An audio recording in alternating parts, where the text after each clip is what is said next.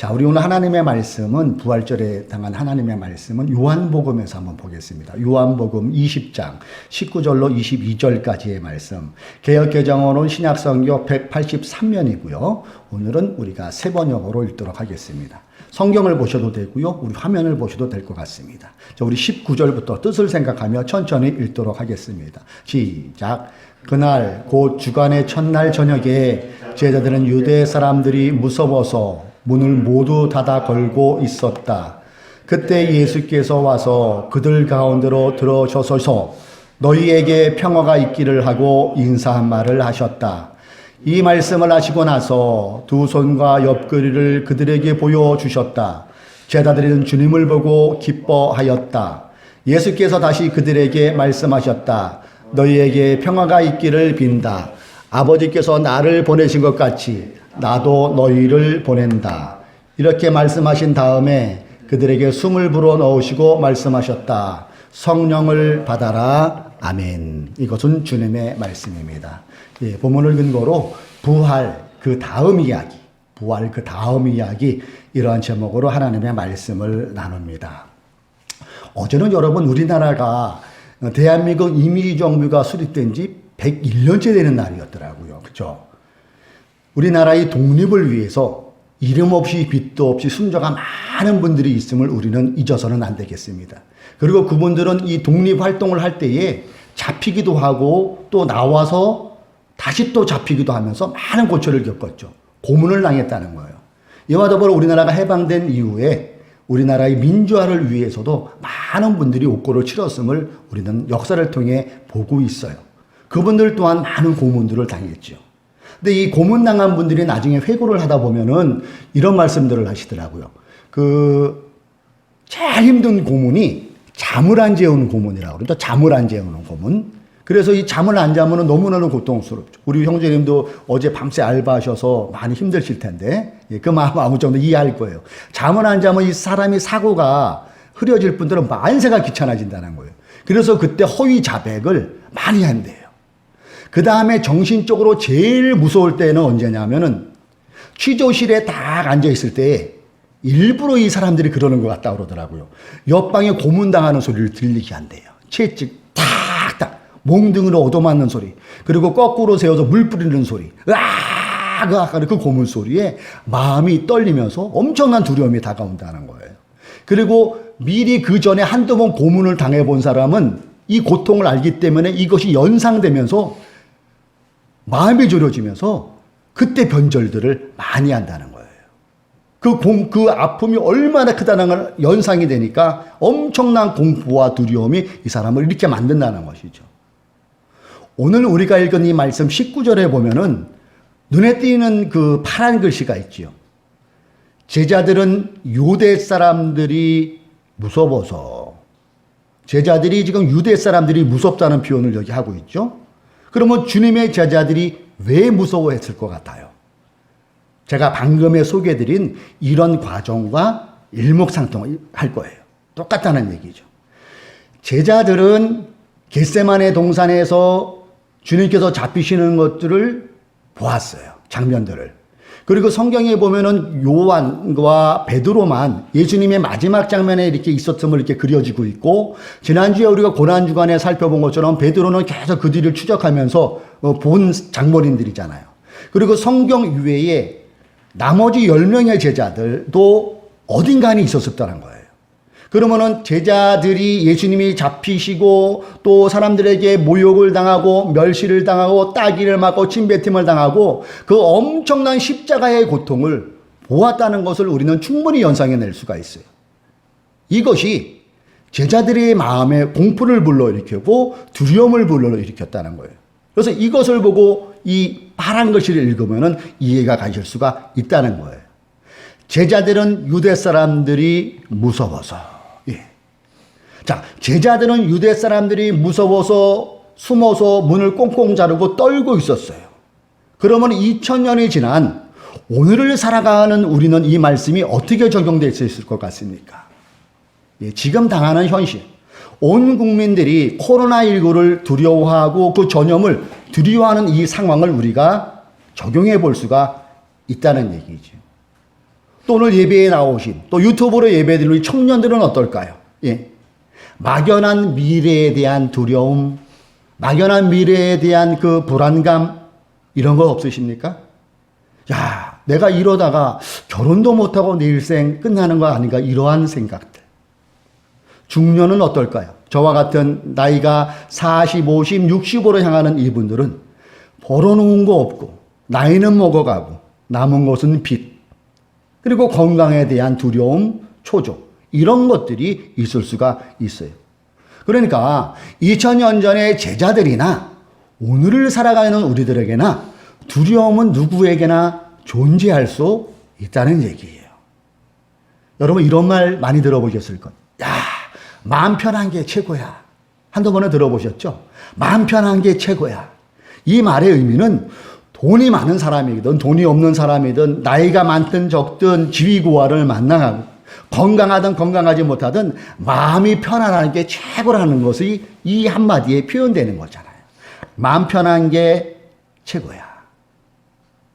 자, 다시 본문으로 돌아가 보면요. 이 주님의 제자들은 유대 사람들이 무서워서 언제 잡혀갈지도 모르는 그 두려움, 초조함 속에 문을 꽁꽁 걸어 잡고 있는 거예요. 바로 그때 놀라운 반전이 일어나잖아요. 극심한 두려움에 처한 제자들에게 두려움의 한가운데로 주님이 찾아오신 거예요. 이 말씀이 19절 하반절에 나오잖아요. 우리 하반절을 같이 한번 읽어봅니다. 시작. 그때 예수께서 와서 너희에게 평화가 있기를 하고 인사말을 하셨다. 주님께서 부활 후 제자들에게 나타나셔서 첫 번째 말씀이 뭐예요? 너희에게 평화가 있기를. 개역개정으로는 너희에게 평강이 있을지어다 하면서 제자들을 축복합니다. 사망 권세 깨뜨리시고 부활하신 주님은 제자들에게 친히 이 말씀을 하시면서 못자국과 상처난 옆구리를 보여주시잖아요. 그 내용이 본문 20절입니다. 이 말씀을 하시고 나서 두 손과 옆구리를 그들에게 보여주셨다. 제자들은 주님을 보고 기뻐하였다. 여기에서 다시 사신 예수님, 부활하신 예수님을 본 제자들의 반응이 어떻게 나타납니까? 제자들은 주님을 보고 기뻐하였다. 아멘. 주님께서 다시 살아나신 주님을 확인하면서 기뻐했다는 거예요. 다시 살아나신 주님을 보고 그들고 기뻐하였다고 했는데 이것도 여러분 상상해 보세요. 가만히 이렇게 보다 하하하 웃었을까요? 아닐 거예요. 막 어쩔 줄을 모르고 어떤 제자들은 막 우는 제자도 있겠죠. 그럼 서로 부둥켜 하면서 야, 예수님이 정말 살아나셨네. 말로 표현할 수 없는 그 기쁨을 이들은 표현했을 거예요. 이렇게 제자들이 경험한 기쁨은 그들이 예수의 추종자라 하여 언제 갑자기 들이닥쳐 붙잡아 갈지 모르는 그 상황, 내 목숨이 언제 끊길지도 모르는 그 독한 두려움을 능가하는 기쁨이었다는 거예요. 그리고 그 부활의 기쁨, 그 부활의 평강을 주신 주님께서 2000년의 시간과 공간을 초월하셔서 그때의 부활의 감격, 그때의 부활의 기쁨, 그때의 부활의 평강을 우리에게 주시고자 바로 지금 여기에 성령으로 우리와 함께 하심을 믿으시기를 주님의 이름으로 축원합니다. 2000년 전에 제자들에게 나타나 말씀하신 것처럼 예수 그리스도는 주님이십니다. 이 고백을 하는 당신의 사랑하는 모든 자녀들에게 주님은 우리에게 다가오셔서 부활의 주님으로 오셔서 축복하시는 거예요. 너희에게 평화가 있기를. 이 부활의 평화가 우리 모두에게 임하기를 주님의 이름으로 축복합니다.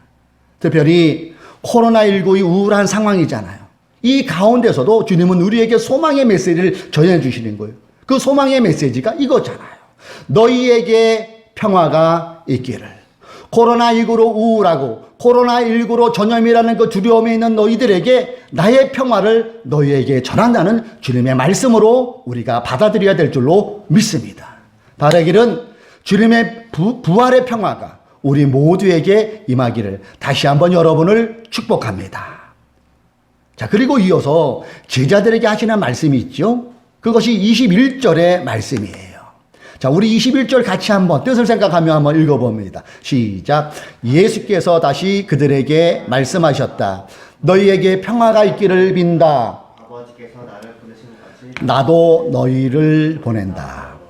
주님의 다시 한번 축복하시죠? 예. 너희에게 평화가 있기를 빈다. 주님은 불안에 떠는 제자들에게 다시 한번 평화를 축복하세요. 그리고 이어서 이렇게 말씀하시죠. 아버지께서 나를 보내신 것 같이 나도 너희를 보낸다. 자, 여기서 아버지께서 나를 보내신 것 같이 이 말씀을 잠깐 생각해 보겠습니다. 하나님께서는 성부 하나님께서 성자 예수님, 독생자 예수 그리스도를 이 땅에 보내셨어요. 그리고 하나님의 보내심 받은 주님께서는 이 땅에서 3년여 동안 공생애를 사역하였고 그 사역이 사복음서에 기록되어 있습니다. 그래서 우리 주님께서 이 땅에서 어떻게 사역하신 것을 함축적으로 한 그 구절이 누가복음 4장에 보면 나오죠. 누가복음 4장 18절과 19절에 보면 이분이 예수님께서 이 땅에서 하신 일이 기록되어 있어요. 그것은 뭐냐 하면은 가난한 자에게 복음을 전파하셨습니다. 포로된 자들을 자유케 하셨습니다. 눈먼 자를 다시 보게 하셨습니다. 눌린 자를 자유케 하셨습니다. 주의 은혜의 해를 전파하셨어요. 이것이 주님께서 공생애 동안 이 땅에서 행하신 일이에요. 그 다음에 마태복음 9장 35절에도 주님께서 하신 일이 기록되어 있어요. 예수께서는 모든 도시와 마을을 두루 다니시면서 유대 사람의 여러 회당에서 가르치며 하늘나라의 복음을 선포하며 온갖 질병과 온갖 아픔을 고쳐주셨다. 그렇죠? 주님은 3년의 공생의 기간 동안에 이런 사역을 하시고 사역을 마감하셨어요. 그리고 이어서 십자가 사건이 벌어지죠. 그리고 장사된 지 3일 만에 다시 부활하셨어요. 살아나셨어요. 그리고 불안과 공포에 떨고 있는 제자들에게 친히 나타나셔서 그들에게 부활의 기쁨을 선사해 주신 것입니다.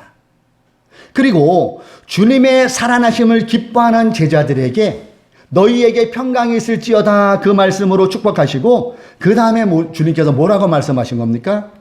아버지께서 나를 보내신 것 같이 빨간 글씨 우리 같이 한번 읽어봅니다. 시작. 나도 너희를 보낸다. 나도 너희를 보낸다. 우리 또한 제자들을 주님께서 보내신 것처럼 예수 그리스도를 주라고 고백하는 우리들 또한 주님께서 보내셨다는 것으로 우리가 적용할 수 있다는 얘기죠. 작년 영화 모임에 우리는 이 영화를 봤어요. 예, 우리 형제님들도 다 이 영화를 봤죠. 그때 여러 가지 토론들을 하고 좀 유익한 시간이었던 것으로 기억이 됩니다. 이 영화 제목이 쿼바 디스예요. 그때 그 영화에서 추적한 것은 예수님의 자리가 있는데 그 예수님의 자리에 목사 또는 장로 아니면 힘 있는 사람이 앉아있는 모습을 우리는 볼 수가 있었어요. 그리고 그것은 교회 같지만 교회가 아닌 모습을 영화를 통해 우리가 생각해 보았어요. 쉽게 말하면 유사교회를 우리가 본 것 같아요. 유사교회. 유사휘발유 있잖아요. 옛날에 유사휘발유. 이처럼. 그래서 모양이 주유소인데 모양은 기름이 없는 것 같은. 모양은 초당 순두부인데 순두부가 없는 식당. 이런 거를 봤다는 얘기죠. 이처럼 부활하신 예수님이 안 계신 곳은 유사교회일 가능성이 농후하다는 것을 우리가 생각해 볼 수가 있는 시간이었어요. 자, 그럼 여러분, 왜 사람들이 그런 유사교회를 다니는 걸까요? 예, 그것은 그들만의 리그를 포기 못해서 이러한 일이 발생될 거예요. 여러 가지 이유가 있지만 그들만의 리그. 즉 우리만의 울타리를 튼튼하게 세운 거예요. 무너뜨리기 싫은 거죠. 예, 여기가 좋사오니가 된 거예요. 여러분 지난주에 우리가 말씀 마지막 가운데 코바디스 영화를 제가 잠깐 소개했잖아요. 코바디스 영화의 그 코바디스 뜻이 어디로 가십니까?잖아요. 주여 어디로 가십니까? 예. 이 상에서 우리에게 한번 부활절날에 물어볼 수가 있어야 돼요. 여러분과 우리는 주님이 우리를 보내셨다고 하는데 지금 우리는 어디로 가고 있습니까? 주님이 원하시는 그곳으로 가고 있습니까? 그 자리에 있습니까? 바로 이 시점에 나도 너희를 보낸 나를 한번 물어볼 수 있어야 돼요. 주님께서는 제자들에게 나도 너희를 보낸다라고 말씀하신 것처럼 2020년 부활절 예배를 드리고 있는 이 날에 예수 그리스도를 믿음으로 주님의 자녀가 된 우리들에게도 똑같이 말씀하고 계신다는 거예요. 나도 너희를 보낸다. 사랑하는 하늘 뜻 푸른 교우들아, 내가 너희를 보낸다. 아버지께서 나를 보내서 내가 행한 것처럼 똑같이 나도 너희를 보낸다. 이 말씀으로 우리가 받아들일 수 있어야 된다는 것이죠. 자, 그러면 우리는 어디로 보내줘야 되는 걸까요? 하나님이 원하시는, 주님께서 원하시는 그 보내짐 자리는 어디일까요? 그것은 교회 안이 아니라는 거예요. 그것은 우리들만의 울타리도 아니라는 거예요. 그것은 우리들만의 잔치자리도 아니라는 얘기예요. 그럼 그곳은 어디입니까? 세상이잖아요. 그럼 세상은 어디입니까? 멀리 갈 것 없잖아요. 지금 내가 생활하는 곳, 알바하는 곳, 우리의 가정, 여러분 일하는 일터, 학교, 여러 가지 모임, 그것이 세상으로 우리가 받아들일 수 있어야 돼요. 그곳에서 주님께서 하신 일을 우리도 따라하라는 것이죠. 여러분, 예수를 믿는 우리들은 우리가 암기해야 되고 꼭 숙지해야 되고 기억해야 될 성경 구절이 많이 있지만은 그 중에 하나가 저는 마태복음 5장 산상수훈 중에 13절로 16절이라고 저는 생각합니다. 우리가 잘 아는 소금비예요. 주님께서 마태복음 5장 13절에 분명히 말씀하셨어요. 너희는 세상의 소금이다. 그리고 14절에 너희는 세상의 빛이다. 그리고 16절에 이렇게 말씀하세요. 이와 같이 너희 빛을 사람에게 비추어서 그들이 너희의 착한 행실을 보고 하늘에 계신 너희 아버지께 영광을 돌리게 하여라. 말씀에 새겨야 돼요. 우리들만의 잔치, 교회끼리만의 그 잔치는 아무 의미가 없는 거예요. 하나님이 기뻐하지 않으신다는 거예요. 서로 함께 이 잔치가 될 때에 의미가 있다는 것이에요. 이제 우리는 여기가 좋사오니의 그 담을 무너뜨려야 돼요. 벗어나야 돼요. 그리고 주님께서 말씀하신 세상으로 가야 돼요.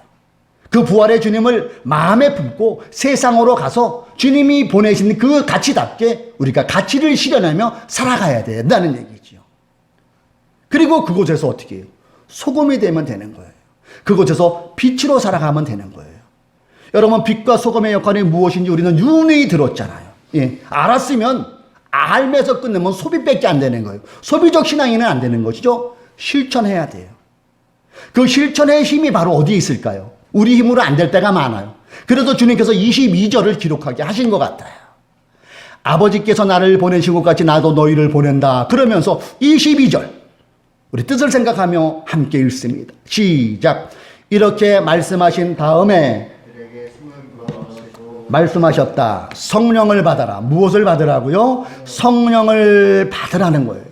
우리가 연약한 우리를 알기 때문에 주님께서 너희에게 평화를 하면서 이어서 주님의 우리를 축복하신 것은 뭐예요? 성령을 받으라. 그 성령의 충만함이 임할 때에 우리가 있는 그 자리에서 소금의 역할, 빛의 역할을 감당할 수 있다는 것을 주님이 암시하고 준 내용 안에 있어요.